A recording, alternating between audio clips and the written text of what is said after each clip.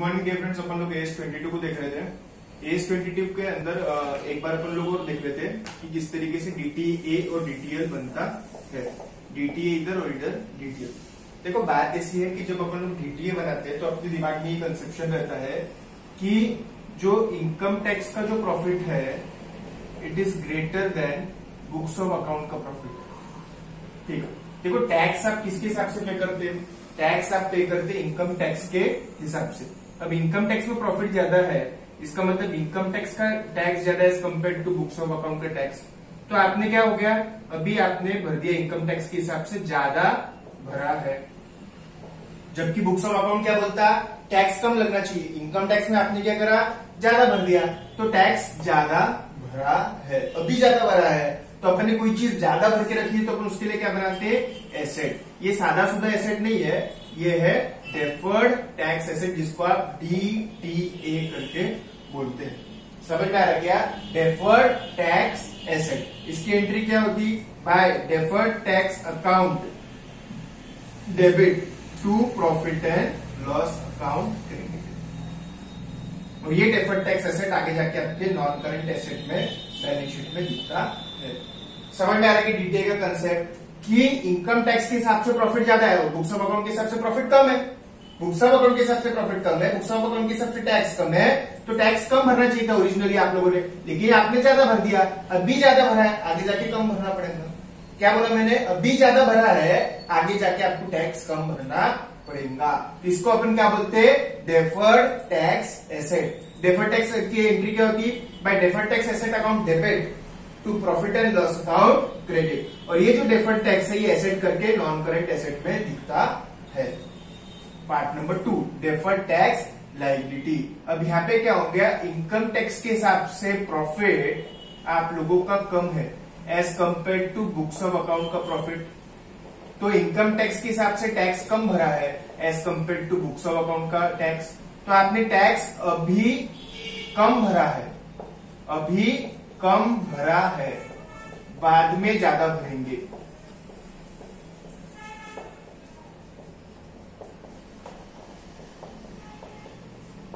तो अभी कम भरा, बाद में ज्यादा भरेंगे, इसका मतलब यहाँ पे क्या हो गया, डेफर्ड टैक्स लायबिलिटी। तो इसकी एंट्री क्या रहती, by profit and loss account to deferred tax liability account credit और डेबिट। ये अपने लायबिलिटी साइड में दिखेगा, non current liability in balance sheet. ठीक है, non current liability in balance sheet. समझ में आ रहा है क्या आप लोगों को? बेटा पेन लेना। तो बात ऐसी है, ये एसेट है डेफर्ड टैक्स एसेट, वो लायबिलिटी है डेफर्ड टैक्स लायबिलिटी। ये deferred tax account debit to profit and loss account, वो profit and loss account to deferred tax liability. समझ में आ रहा है ना आप लोगों को? तो डेफर्ड टैक्स एसेट कब बनता है, जब आपने टैक्स ज्यादा भर दिया हुआ है। डेफर्ड टैक्स लायबिलिटी कब बनता है, जब आपने टैक्स कम भरा है। टैक्स अल्टीमेटली पे किसके हिसाब से करना पड़ता है, टैक्स अपने को पे करना पड़ता IT के हिसाब से। लेकिन अपना बेस क्या है, अपने को बेस किसका लेने का है, बुक्स ऑफ अकाउंट को। समझ रहा है ना? तो बेस बुक्स ऑफ अकाउंट को कंपैरिजन के लिए बेस क्या है, बुक्स ऑफ अकाउंट, लेकिन भरना किसके हिसाब से है, भरना है IT के हिसाब से। समझ में आ रहा है क्या? भरना है आप लोगों को IT के हिसाब से, लेकिन देखना किसके हिसाब से है, बुक्स ऑफ अकाउंट के हिसाब से। समझ में आ रहा? तो ये हो गया डेफर्ड टैक्स एसेट और डेफर्ड टैक्स लायबिलिटी। अब बात ऐसी है कि भरना तो अपने को IT के हिसाब से पड़ता है। AS22 deferred tax asset deferred tax liability हो गया। अब टैक्स एक्सपेंस जो रहता है ना, अपना टैक्स एक्सपेंस जो रहता है, तो उसके अंदर है ना अपने को दो तरीके के टैक्स देखना पड़ते हैं। एक तो करंट टैक्स जो अपने PGBP के हिसाब से आ रहा, और उसके ही साथ आप लोगों को डेफर्ड टैक्स एसेट और डेफर्ड टैक्स लायबिलिटी को कंसिडर भी करना पड़ता है। Current tax plus deferred tax asset या deferred tax liability. Tax expense जो अपन प्रॉफिट एंड लॉस के अंदर डालने वाले हैं, टैक्स एक्सपेंस। ठीक है, ये जो टैक्स एक्सपेंस रहने वाला है वो एक्चुअली उसके दो भाग रहते हैं। एक तो करंट टैक्स जो कि आप इनकम टैक्स के हिसाब से निकाल रहे, ठीक है ना, जिसकी आप चालान भर रहे, और दूसरा है डेफर्ड टैक्स एसेट या फिर डेफर्ड टैक्स लायबिलिटी। समझ में आ रहा? तो tax expense for the year comprises of two tax, one is the current tax and the another one is the deferred tax asset as well as the deferred tax liability. Tax expense मतलब वो खर्चा है, ये वो खर्चा है जो कि पीएनएल में डेबिट होता है, पीएनएल में डेबिट होता है, पीएनएल में डेबिट होता है, पीएनएल में डेबिट होता है। तो tax expense for the current year is equal to current tax plus deferred tax asset और डेफर्ड टैक्स लायबिलिटी। समझ में आ रहा है आप लोगों को? अपन ने कल ये बात भी देखी थी, वो वाले जो मैंने स्क्रीन रिकॉर्डर वाला लेक्चर डाला था, कि दो तरीके के डिफरेंसेस रहते हैं, एक तो परमानेंट डिफरेंस और एक रहता है timing difference. Permanent difference that are not reversible, और टाइमिंग डिफरेंस क्या रहते हैं, जो कि रिवर्सिबल रहते हैं। टाइम परमानेंट डिफरेंस के लिए नो AS22 नॉट एप्लीकेबल, और टाइमिंग डिफरेंस को यस AS22 इज एप्लीकेबल। समझ में आ रहा है क्या? AS22 सिर्फ किसको लगता है? टाइमिंग डिफरेंस को। परमानेंट डिफरेंस तो अपन लोगों को AS22 लगता ही नहीं, क्योंकि वो रिवर्स नहीं होते हैं।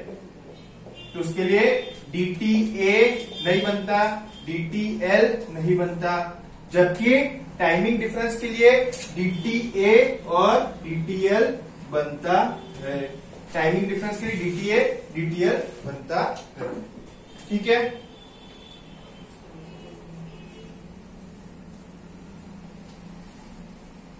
अपन एक एग्जांपल देखते हैं मॉड्यूल में का।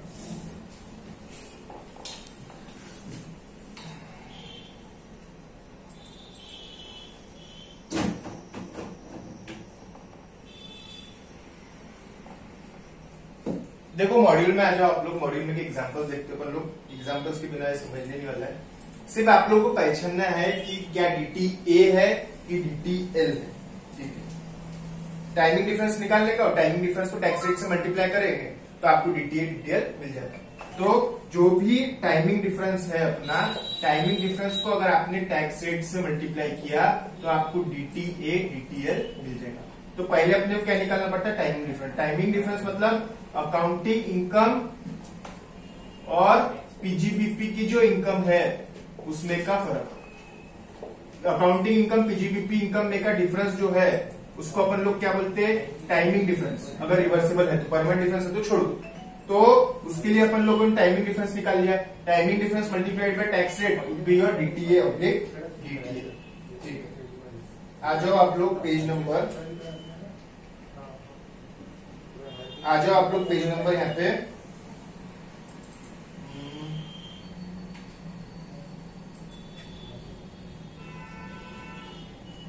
पेज नंबर आइए आप लोग 1.106 के ऊपर आप लोग आ गए।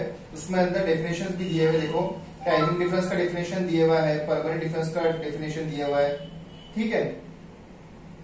टैक्स एक्सपेंस दिया हुआ है, tax expense is equal to aggregate of current tax and deferred tax charge और credit to the statement of profit and loss.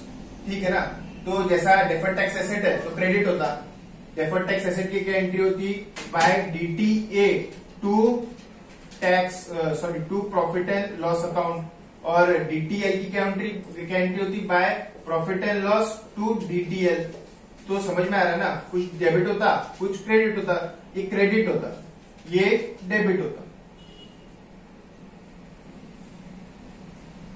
Example number, illustration number 1, page number है आप लोगों का 1.111 पे का इलस्ट्रेशन नंबर 1 देखो तो आप लोग 1.111 पे का इलस्ट्रेशन नंबर 1 क्या बोल रहा है वो देखो। Depreciation as per accounting record, depreciation as per books of account कितना है आप लोगों का? 2 लाख रुपए। ठीक है? और depreciation as per IT income tax कितना है आप लोगों का? 5 लाख रुपए। और अनअमोर्टाइज्ड प्रिलिमिनरी एक्सपेंसेस कितने हैं आप लोगों के? 30,000 रुपए एज पर टैक्स। ठीक है?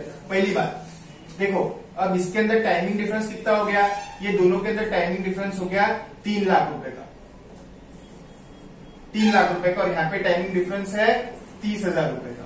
एक बात ये तो क्लियर हो गई।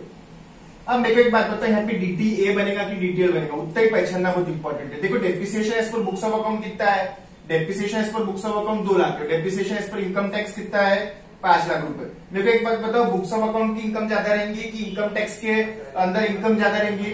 बुक्स ऑफ अकाउंट की इनकम आप लोगों की ज्यादा रहेंगी as compare to income tax के रिकॉर्ड की।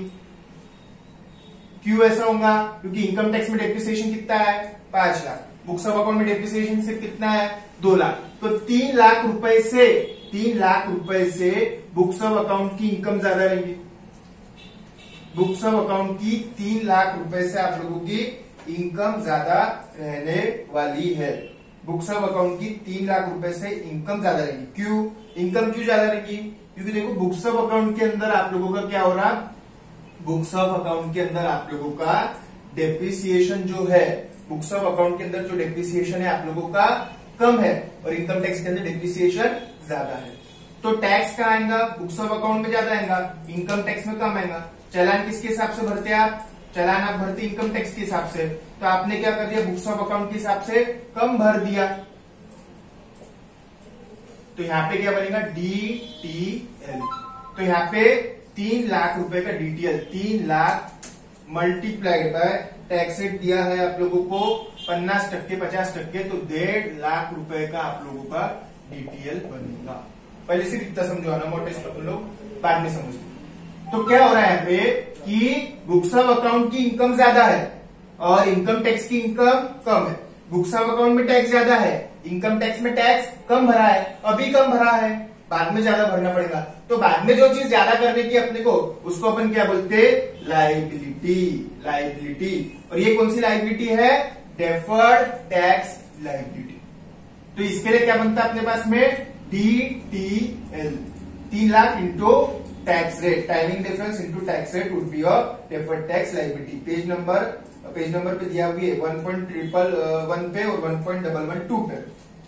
तो जितना भी टाइमिंग डिफरेंस है 5 में से 2, 3 लाख के टाइमिंग डिफरेंस को 50% से आप लोगों ने टैक्स रेट मल्टीप्लाई कर दिया, तो इतना डेफर्ड टैक्स लाइबिलिटी आप लोगों ने बना दी। समझ में आ रहा है क्या आप लोगों को? और अब इसका क्या होगा, 30,000 के अनअमोर्टाइज्ड टैक्स का क्या बोल रहे हो? आपको मालूम है इनकम टैक्स में कैसा रहता है, कुछ चीजों का आपको डिडक्शन 5 साल में मिलता है। जिसका एक चीज है प्रिलिमिनरी एक्सपेंसेस, इसका डिडक्शन आपको 5 सालों के अंदर 1/5, 1/5, 1/5, 1/5 और 1/5 करके मिलने वाला है। जबकि बुक्स ऑफ अकाउंट में कैसा रहता है, जितना खर्चा किया पूरा के पूरा अपन खर्चा वही साल ले लेते है ना, पूरा के पूरा खर्चा अपन वही साल ले लेते हैं। तो क्या होगा, unamortised preliminary expenses as per tax record. समझ में आ रहा है क्या? एज पर टैक्स रिकॉर्ड आप लोगों के 30,000 रुपए के अनअमोर्टाइज्ड प्रिलिमिनरी एक्सपेंसेस है। मतलब इसका पूरा खर्चा आपने क्या ले लिया होगा, बुक्स ऑफ अकाउंट में पूरा ले लिया होगा। तो बुक्स ऑफ अकाउंट के अंदर पूरा खर्चा ले लिया होगा, तो बुक्स ऑफ अकाउंट का क्या होगा, बुक्स ऑफ अकाउंट का टैक्स जो रहेगा वो कम रहेगा। और इनकम टैक्स का क्या होगा, क्योंकि डिडक्शन पूरा नहीं मिला तो टैक्स ज्यादा रहेगा। तो यहाँ पे क्या बनता, आपने भरा ज्यादा लेकिन भरना था बुक्स ऑफ अकाउंट के हिसाब से कम, तो आपने क्या बना लिया यहाँ पे डेफर्ड टैक्स एसेट। तो 30,000 मल्टीप्लाइड बाय 50%, समझ में आ रहा क्या, 15,000। तो अल्टीमेटली 1,35,000 का आप लोगों का DTL बनना है। DTL आपस में सेट ऑफ हो सकते क्योंकि सेम टैक्स है, इनकम टैक्स ही है ना। Income tax GST set of कर रहे क्या, नहीं, इनकम टैक्स के इनकम टैक्स के एसेट लायबिलिटी सेट ऑफ हो सकते हैं। समझ में आ रहा क्या, दोनों भी कंसेप्ट। ये जो यहाँ पे क्या हो रहा है इसमें कि IT के हिसाब से टैक्स आप लोग ज्यादा भरेंगे, बुक्स ऑफ अकाउंट के हिसाब से टैक्स कम भरेंगे। समझ में आ रहा है ना, तो ज्यादा भर के रख दिया डेफर्ड टैक्स लायबिलिटी। समझ में आ रहा है कि आप लोगों को पूरा के पूरा, कि ऊपर बनता DTL, नीचे बनता DTA, दोनों को सेट ऑफ करो, जो ज्यादा है वो बचने वाला है। क्या बचता है, डेफर्ड टैक्स लायबिलिटी। ठीक है, एक बार शांति से देखो एग्जांपल, फिर अपन आगे। ठीक है, थैंक यू।